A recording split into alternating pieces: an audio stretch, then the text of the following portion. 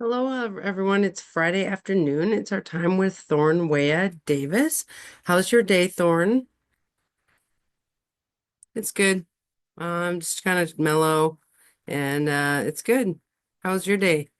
It's good. I worked, and I went to the gathering of the guilds to see the bead people, the Portland Bead Society. So I met some of the women in real life there, so that was fun. I really want to be involved with that community, be the bead women people. I mean, there's some men, I'm sure, but I didn't see any. Um, but they all make, different styles of beads and, so many of them do seed beads, which are like the little, yeah, fun. So, yeah, I've never seen any astro beads before. So now you can bring that. Yeah, yeah. Okay, so today's talk is about well, astrology and culture, really, and deaf culture. On Wednesdays with Ricky, we always talk about culture and astrology, but I thought today it would be cool to really I want to talk about deaf culture and astrology in general, and then talk about different Mercury's signs and how that might be expressed in sign language, you know? Okay, why not? Sure. So first, I want to talk about deaf culture and astrology. So, what do you think? How does deaf culture see astrology? Is it popular with deaf people, or how do deaf culture and astrology overlap? Well, since from a deaf lens, the chart is it's very visual. So how there's a double layer is how we would sign it, from a visual perspective with that. So it feels that that energy is, you know, there's a perception of it doesn't depend on sound. Um, it doesn't depend on, general noise around, with verbal and speaking and and thinking and processing. It's more of like how to expand that perspective with visual sensory connections. So are many people, deaf people, into astrology, or how many deaf people do you know? It actually varies because some do enjoy it like as a hobby. They're curious about it. They want to learn it. And then other people, like professionals like me, or Vanessa Guy, or there's a few other deaf astrologers who are professional and they're very into it, and they enjoy it and they learn and they study and they research and our field, being experts in the field. So there's that group, and then there's also the group that's the middle group where um, there's novice, who are developing and learning, but they kind of transition between hobbyists and possible, you know, professionals who maybe they could become professionals, but they haven't. So I think that's where I've noticed there's a variety of different groups, and so with that, and it's not like a baseline of information gathering, but it's an expansion. uh, so now I've noticed that it's more popular today. Um, and going to trans queer social events, that's where it would be most likely to show up. It's like, oh, there's all these things, there's me and a few others, and how we can connect there and kind of understand and how to kind of interact with each other. But in general, there's not really a discussion of it. So. Remember the Deaf Spiritual Network with DSN? Was that what it was called? DSN. Yeah, that was a long time ago. That was on Facebook a long time ago. And so what happened to that? Honestly, I quit personally after a while. I just quit. I was like, peace out on that because it's not really, it just didn't feel it didn't resonate with me after a while. Plus, how the dialogue was going and how the discussion and there was like there was drama and it kind of got messed up. And there was a network, and the structure. I just didn't really resonate with that, so I kind of just walked away from that. It's not a negative, but they had a good goal, but it was not successful. So yeah. Yeah, I remember they were talking about having like a retreat or something, but that never happened. Yeah. Yeah, I guess. I don't know. So most of your work happens, well, at the shop, but then you do like shows or like days at a store or because it makes me think, so you mostly work with hearing people, right? Well, I do work with both hearing and deaf people, and in the sign language community. So the shop here is when I'm here, I do, consults, I have appointments, but also I do, when I'm not working here, I do both, independent client appointments plus once in a while I'll do a pop-up kind of thing, or I'll go to an event and get involved, like a psychic fair or a holiday market. And I do those just briefly. It really depends. That is not often, but it's just once in a while. But it's fine. So it makes me think about how you could bring your services to the deaf culture. Like makes me think of Deaf Expo, that event, it'd be cool. And yes, I'm familiar with that. It'd be cool if you had a table there and you could bring your services to the deaf community. What do you think about that? I have thought about that, but then I realized that inside it feels very mainstream. And very big, and there's all these, the expo, and you know but at the same time it doesn't really feel right. You have to understand that, making a mention of bringing it to the deaf culture and deaf community. Yesterday I did a talk for how to use your birth chart as a guide for on through the Deaf Academy platform online. And so I did that. That was brief. That was an hour lecture, and that was perfect. That was great. That was a great experience. I really enjoyed that. And that was good. It was a good opportunity to bring that in a positive way of where I could relate with that energy of that flow and the right people who would show up and the right people who could really connect and empathize with what I was bringing to them. So I'm motivated more to increase, more possibilities with that or collaboration with the people who run that platform. So I'm excited about that. Well, it's interesting. It makes me want to go to the Deaf Expo because you won't do it. Because it's like, I like working with mainstream people. Like, I think if I'm a very scholarly astrologer, so I don't mind skeptic people, or I like to just discuss, what is astrology? What can it do for you?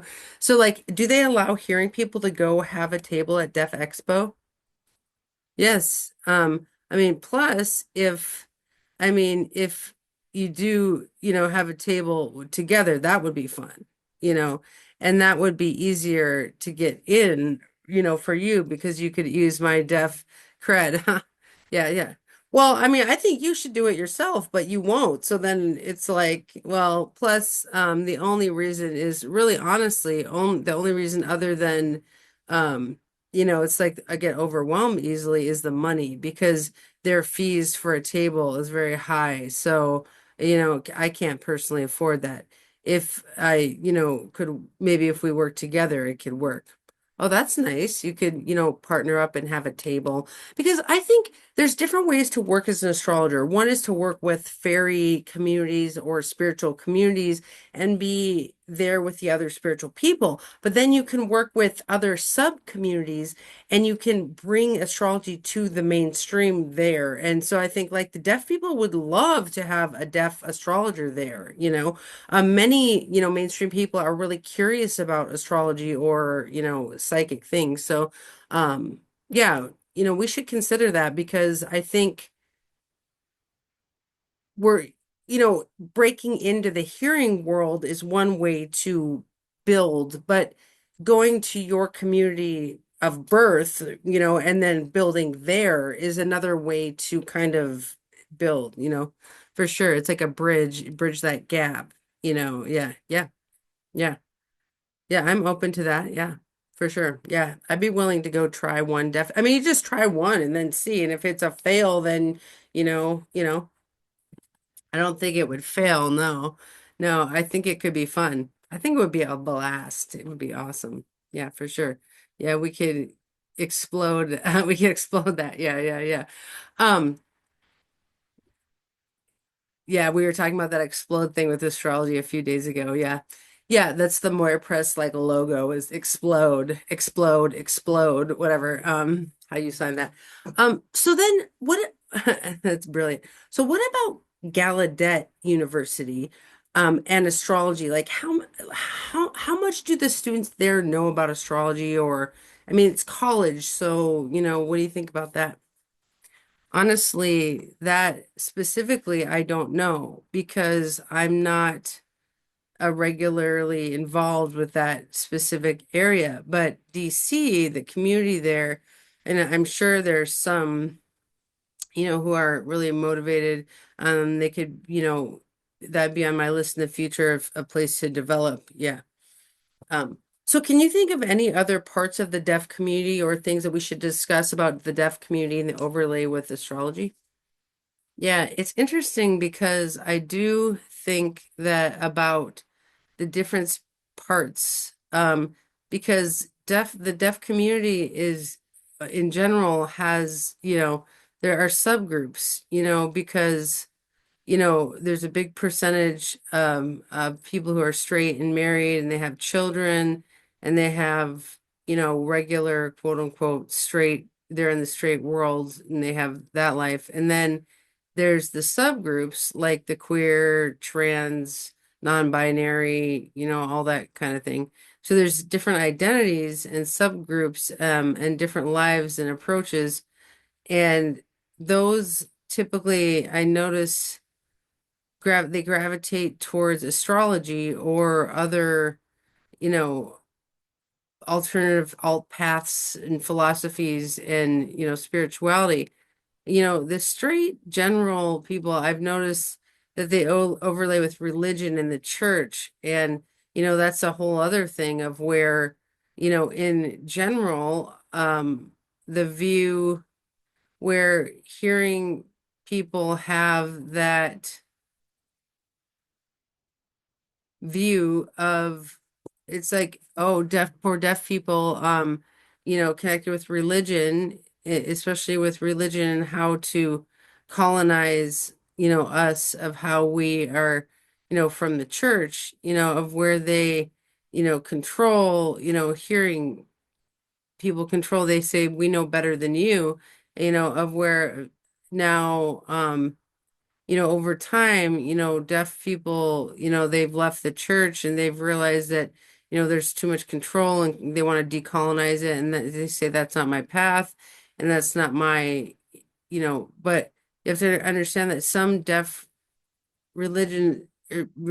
some deaf people are still connected to religion, but it's different now than before. It's still, you know, there's a long history of that, you know, of colonization of that really affects us, you know, through that line, you know, with religion, church, and history and all that. So, you know, astrology brings that different vibe of you know, being able to explore and have a different way for us to be able to, you know, open up and say we can own our spirituality or our philosophy in that path.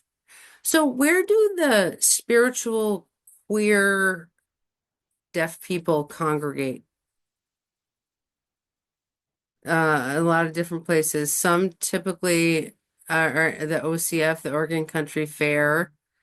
The OCF, some of them are part of the music scene or festivals or crowd. Some of them are in the fairy community. Some of them, it's really diverse. So it really depends on where and who and how you want to connect. So how many deaf people go to the Oregon Country Fair? Last time I was there, it was a good group. I would say 20, maybe 15. Uh, but it was a camp out. So, you know, yeah, that was fun. So, and yeah, it's just kind of all over the place. So, yeah, so I think it's like, how can we get to the deaf people who are into astrology? I mean, if it's worth it to build a deaf astrology community, there has to be a way to find them. You know what I mean? Yeah, it's worth it. And with this, this opening the door and I've been already starting to put that seed out there. So, I'm gonna relate that thread. It is happening slowly, but it will start to build, for sure. Yeah, like if you go to the Oregon Country Fair or if you go to events, you can, find guests or whatever, for sure. Because I think the goal, I mean, the goal here is to get astrology to the deaf people. I mean, the hearing people too, but to the deaf people who really would want that. I mean, yeah, yeah. And also offering that access, that accessible space. So both of those, yeah, for sure. Um, okay, well, anything else about the deaf community and its overlay with astrology? It's starting to grow. There's different, not only in Portland, but some in Austin, Texas, some in the East Coast, some it's just a matter of time for an actual gathering together to discuss and kind of have some fun and the time with time it will happen because now it's just starting to slowly grow and build.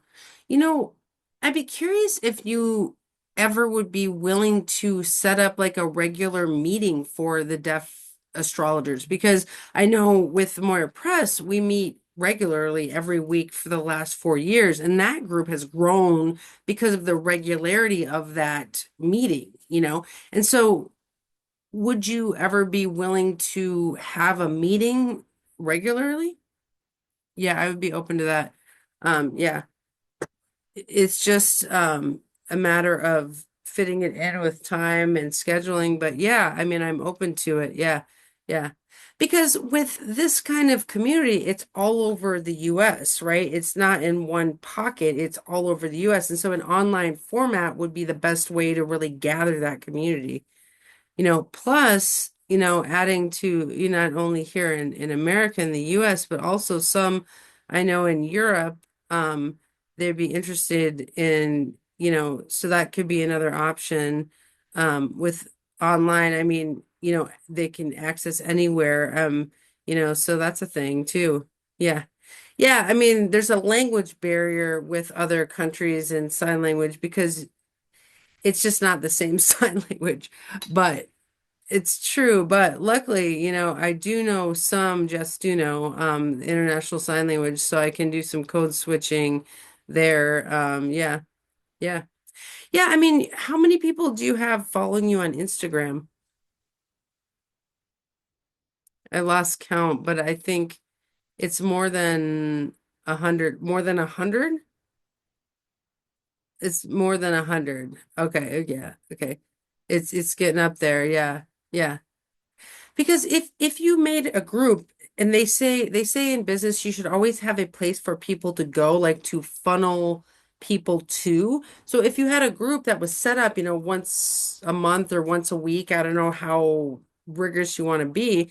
But then you could, contact Gallaudet University with a flyer, and you could get it to the activities coordinator. You could say, we have this deaf group and, and because I think what I'm hearing from you today is that there's like a lacking of an astrology deaf community. There's really not one. I mean, right? There's not a central place, and, and then again, if you think about it, the deaf community in general is not just one central, because most people who think of the deaf community think of one community, but it's not how we are. We are spread out all over uh, the web and different hobbies, and can you imagine, hearing culture is everywhere as well. So it's interesting to see the different perspectives. Yeah.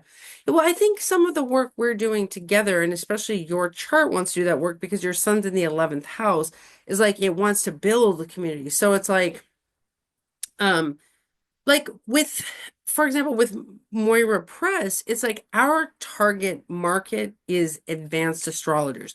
And the reason we work online is not because we can't work in person, it's because we're targeting the advanced people. And in Portland, there's a few advanced astrologers. I mean, my business in Portland would be just like a few people. But so that's why we work online, is because that community lives all over the US, and we have many students from the UK, and so I think this is a similar situation where we have a target market, which is deaf people who are into spiritual things or woo woo thing, yeah, spiritual magic, woo woo, all that kind of stuff. So you have a target market. You just have to now go out and find them. And having like I like a regular meetup because then you just make one flyer and it's like has all the dates and times on it, and then you just spread it out again and again and again. Oh, it's like, and so and you just need like a Zoom room, and then you just show up. It's really not that hard, you know what I mean? It's true, yeah. So for sure. And also I'm open to that. Yeah. I'm open to that. Yeah. I mean, if there's a lacking of community that you want in some ways, then building it is the way forward. You know what I mean? Like, so that's there's a movie, it's The Field of Dreams. If you build it, then they will come. Yeah. Yeah, and you've been in charge of other groups before, right? Well, I did set up a support group for the deaf polyamorous community, and that's been going for a good several years, and it evolved over time, but that was good, and that was co-created, but now there's a different flow. I'm one of the OG people. That started that, and I have been involved with different types of groups connected with astrology and things in different communities, but that have I led something? Not necessarily, but that's where I'm starting to see where I can take that foot forward and open that space for me and for other astrologers, you know uh to get deaf people involved, because I feel that's where the time is now to make a table and open the table for that. Yeah, because when I think of having deaf representation at NORWAC or UAC, what I think would happen to really make that happen is if the deaf astrologers started to gather and then they built a critical mass, and then that mass went to Norwalk. Well, then now of course they're going to like hire interpreters, and it makes me think of several years ago the African American astrologers. Norwalk did a big push to kind of include more African American astrologers and diversify Thorne, saying yes, because there was just like a lack of representation, and I would say like the African American astrologers started to gather together and make a critical mass. And then they came to Norwalk together, and then it was an obvious group representation there. And I think it seems that's the way forward to get enough representation that it's obvious that interpreters would be there, you know. Yeah, for sure. And I do agree that a mass, we need to build a mass and develop that. And I think that that's where Vanessa, we are starting to kind of co-align.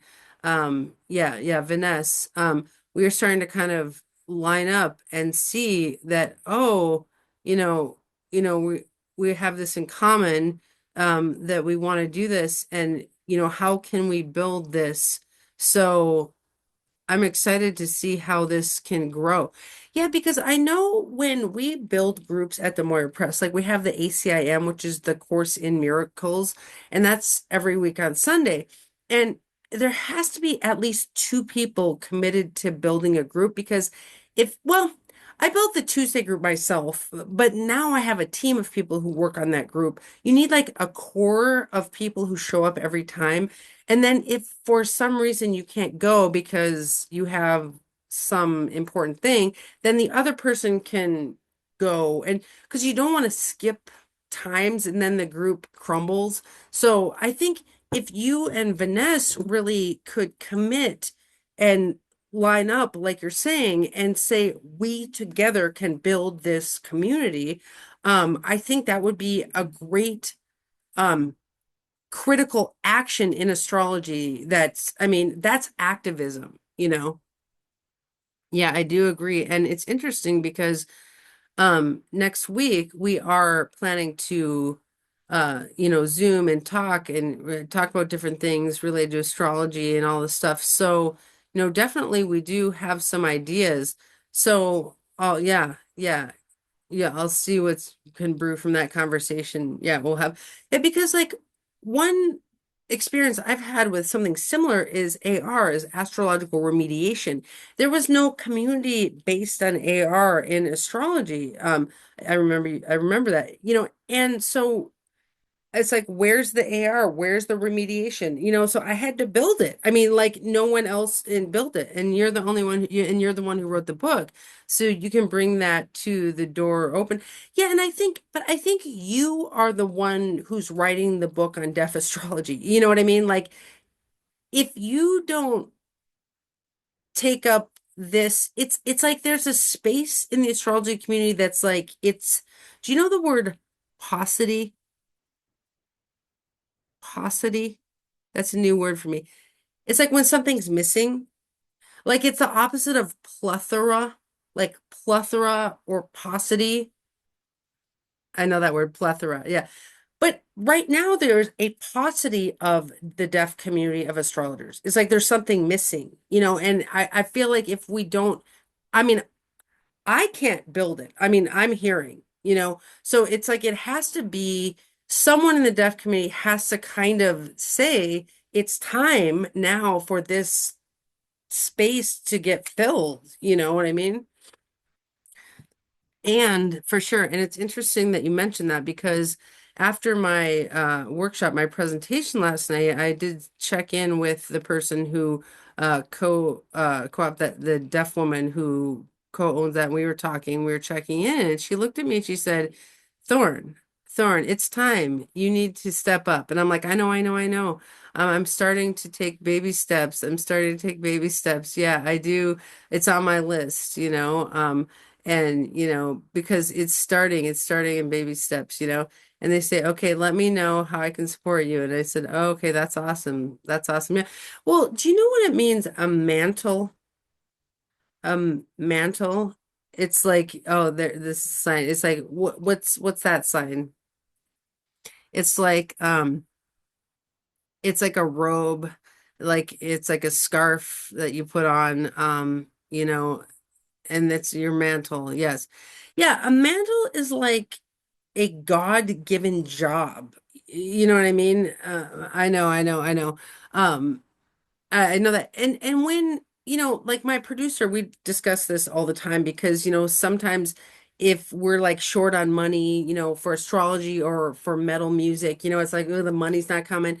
It's like, why don't you quit and go get another job? And it's like, well, it's your mantle to be a metal producer, like your moon in Scorpio in the 11th house, conjunct Neptune, conjunct Mercury, that is your spiritual job, is to lead the metal community forward. You know what I mean? So it's like he can't quit his job as a metal producer because people will run after him on the street and be like, wait, I have this one album I need you to produce. And like I've tried to quit astrology. I literally can't get another job full time because people will chase me on the street to come get a reading from me, you know?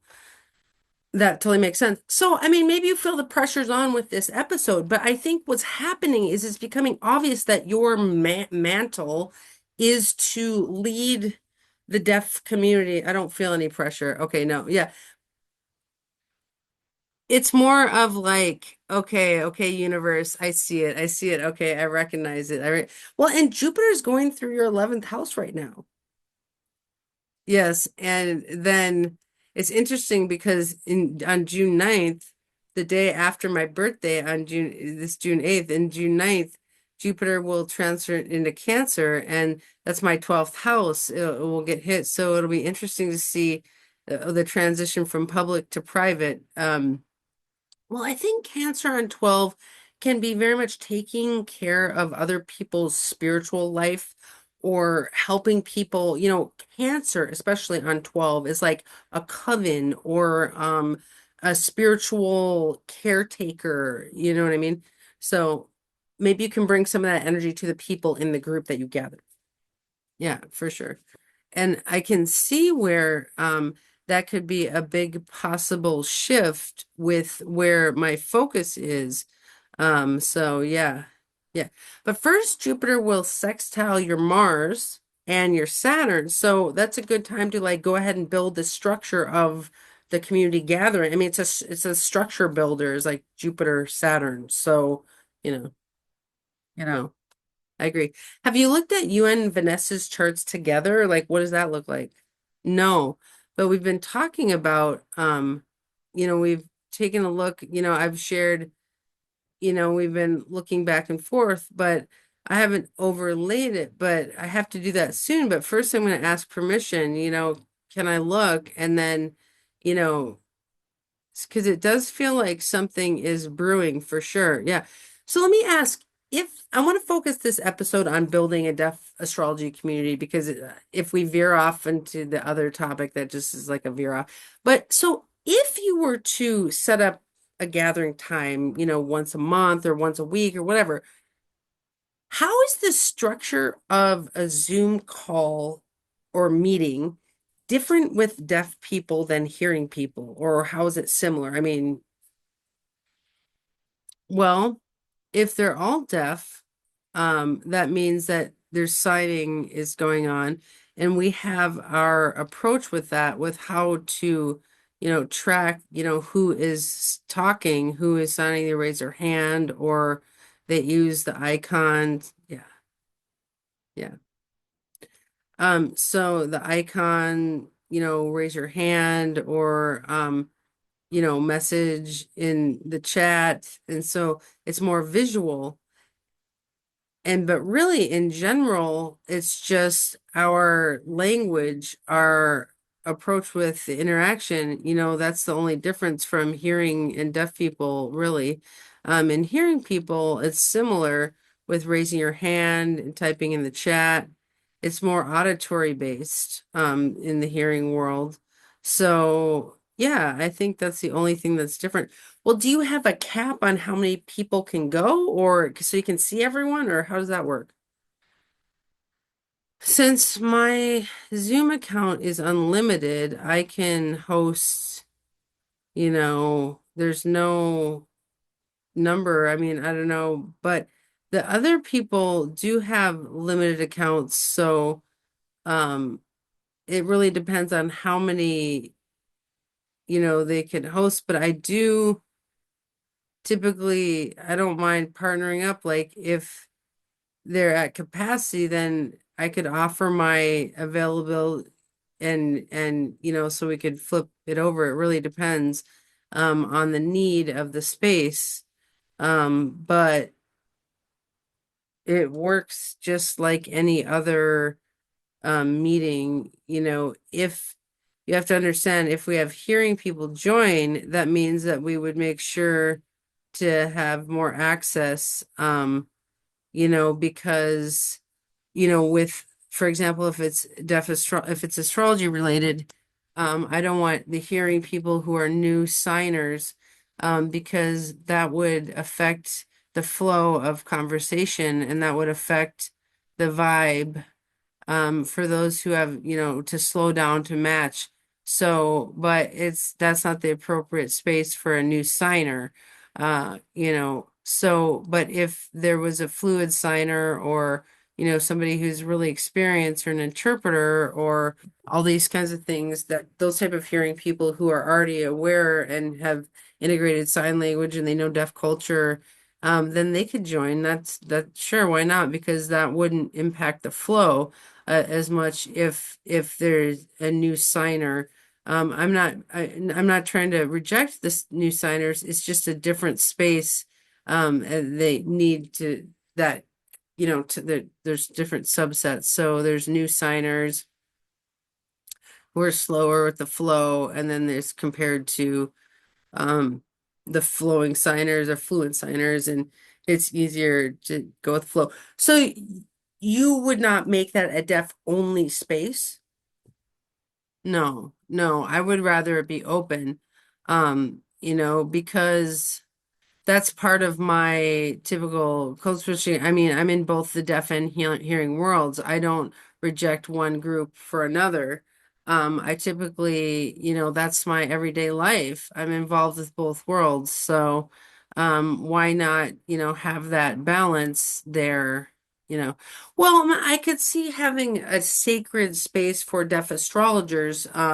If the hearing people are taking up too much of the space and it's really there to build up the deaf astrologers, that's where I would want to envision where that, core for, only deaf astrologers, and then we could also have a bigger ring that's hearing people could join, and it could be a balance, as a, like maybe you can meet every 2 weeks, and on the first meeting it could be deaf only, and then the second meeting it could be anyone who signs, and that would allow, I mean that's just an idea where you could really allow a sacred space for the deaf astrologers to meet each other and support each other.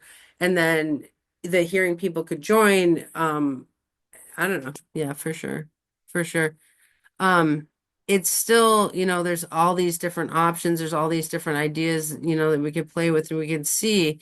And we can start with that. Well, and with any community building or activism, you have to be ready for growth or scaling up. So it's like you start, small, and then you can, it's fine, hearing deaf, whatever. But then if it grows bigger and the deaf astrologers are just like sitting there silent, then maybe it's time to scale up and say this is a sacred deaf only space and this is, and so I think with community building you have to look at change as the only constant, right? Right, change is the only constant, so I do follow that because it's true, it's life is not static, life is dynamic and it's constantly moving and changing. Yeah, it's true with astrology and that community for sure. So you don't envision this event being interpreted. It would be like you have to know sign language and be able to keep up, with what's happening. That's another thing of where if there's a new signer, that means then we'd have to have an interpreter there. And, because I prefer access for all people, equal access.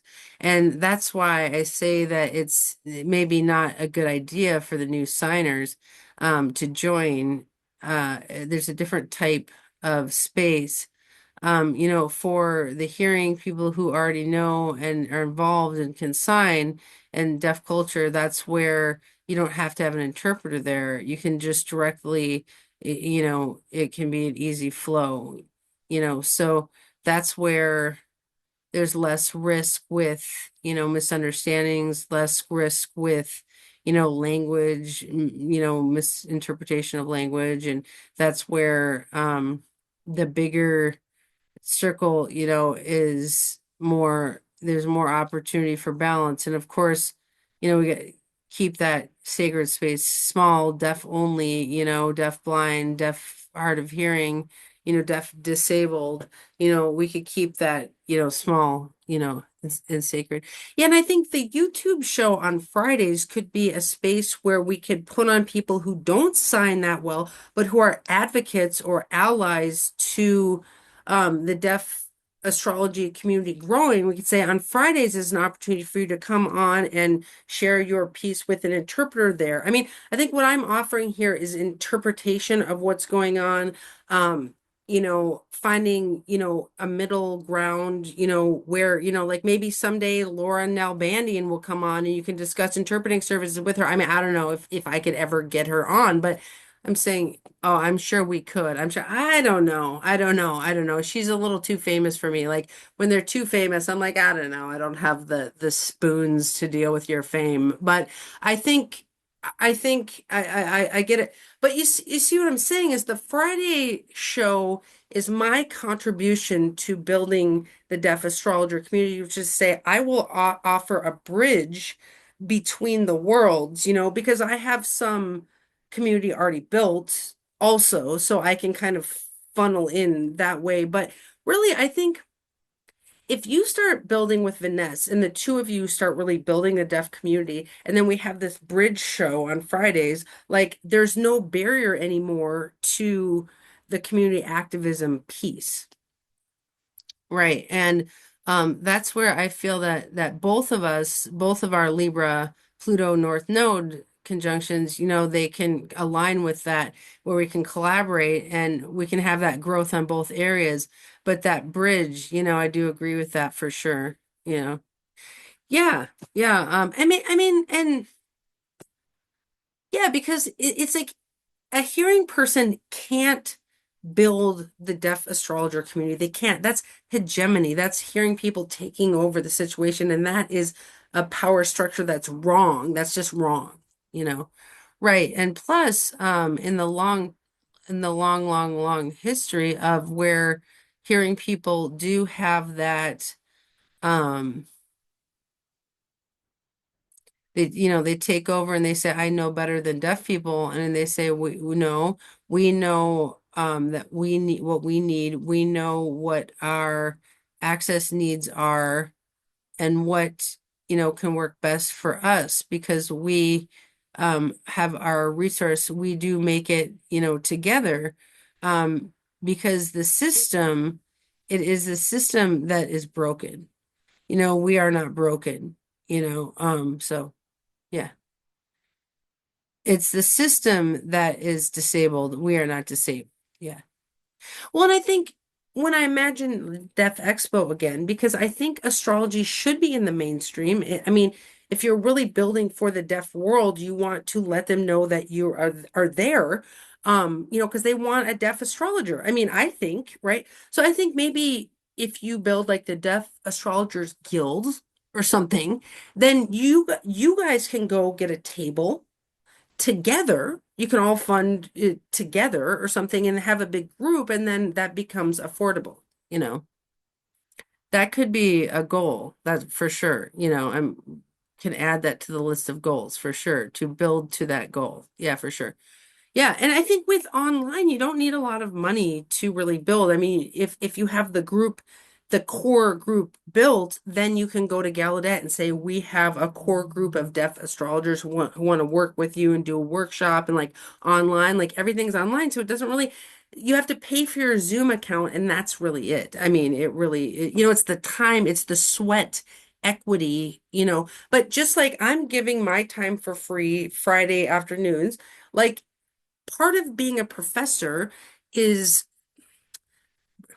pro bono work for the community. Like I think in other schools, professors do like community advocacy work or, office hours kind of, yeah. So in astrology, we don't have a college funding us, so we have to build our life as professors ourselves. And so I build in these office hours where I do kind of community advocacy 1 hour a day, every day, Monday through Friday. But that's just part of my job. I mean, and I think when we say, why should we give of our time for this kind of thing? Like, why should we work for free? Well, it's it's just it's more of it's not just for free. It's more of like giving back and reaching out and you know um continuing that, what's the word I'm thinking of?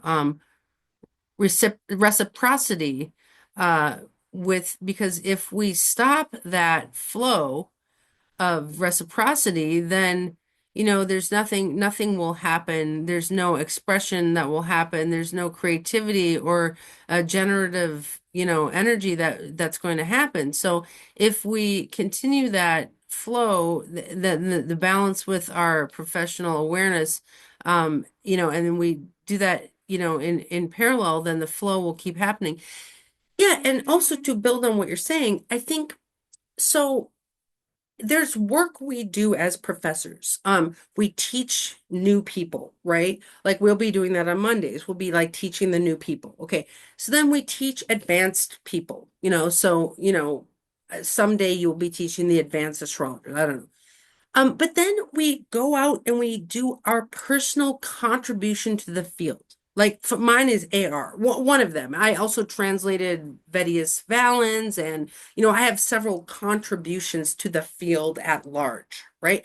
So I think if you build the Deaf Astrologers Guild, that's one big contribution to the field of astrology in general that you would do, and that like no one else has that piece of the puzzle. I mean, all of us together are building this puzzle of astrology, and so it's like a mosaic. Yeah.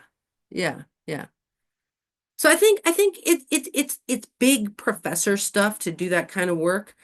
Um, it makes me think of teachers in high school who stay after school to lead the extracurricular groups.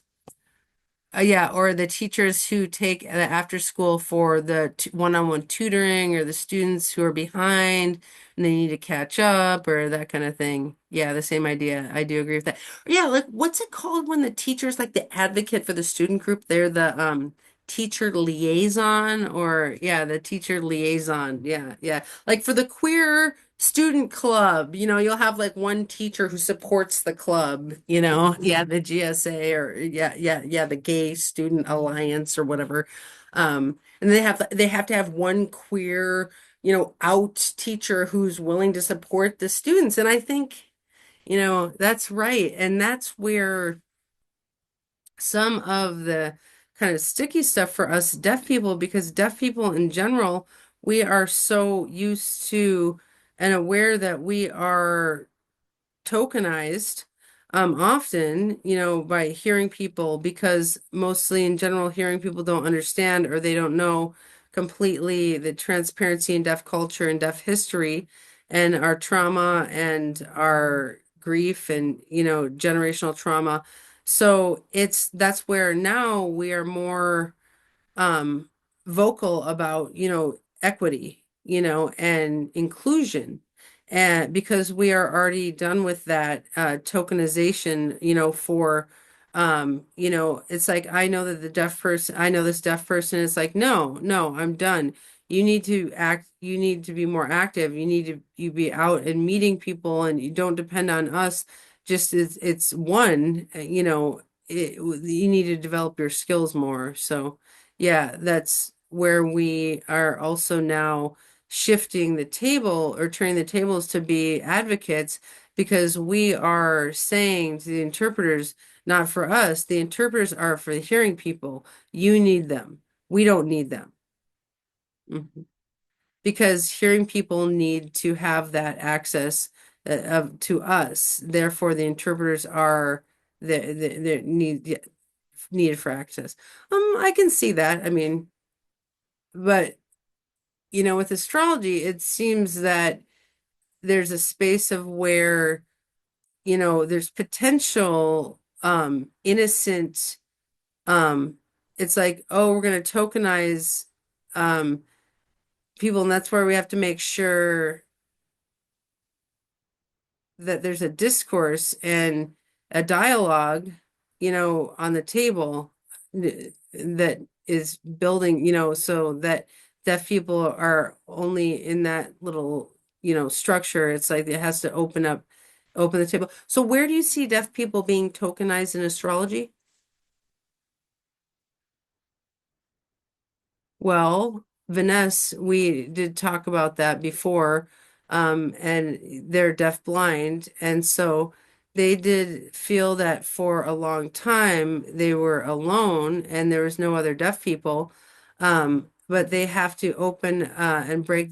They had to break open the barriers, and then there's many hearing people who would say, "Oh, you're deaf-blind. There's a different access needs or whatever." And so then they had to, get through it to get certified, to get their license, for the astrology workshops and classes. And now, in that they're in a place of where it's like, no, I own my knowledge and, my scholarship and I own it. And so now we're ready to be open more with the deaf people at large and in our space. So we don't need to depend on only on hearing people. So that's where deaf, the potential of being tokenized because hearing astrologers are not familiar enough with our scholarship and our skills and our way of perception. But that's why you guys should take up and make a critical mass because the hearing people can't fix that. I mean, that's right, but that's where it feels like it would expand in some way and it would be a good way for it to expand, So yeah, yeah, that's my hope. Well, and I think you have to get trained by the top people in your field to become one of the top people in your field. I mean, like I had to go to school at Kepler. I learned from Robert Hand and I had to do all that. I couldn't write AR until I'd learned from them. And you learned from PSA. Vanessa, I don't know where they learned, but I think now's the time that for the tables to flip where you now stand on the professor platform and you start teaching the deaf people under you. Um, that's right. And because um we had to get through the hearing uh, you know, world and then okay, now it's like how to flip that table and equalize it of where they can look at us and say, okay, we don't need to only depend but there can be a welcome exchange also so that will be interesting journey to explore. So I'm going to see how we can build that. Wow, that was a good hour. We got a lot of community work activism done there. So yes, for sure. All right, well, I can't wait to hear what happens from your meeting with Vanessa, and I can't wait for Vanessa to be on the show. So let us know when that's happening. It will be soon. Okay, it will be soon. Okay, they will be traveling back this weekend and then going back to San Diego. So that means that next week we'll get on Zoom and we'll talk and then we'll have more of an idea of when they're going to be joining our show. All right. Well, thank you, Thorne. That was a great discussion. Thank you, Andy. All right. I appreciate you. I appreciate you always. All right. I love you too. All right. I'll see you soon. All right. Bye.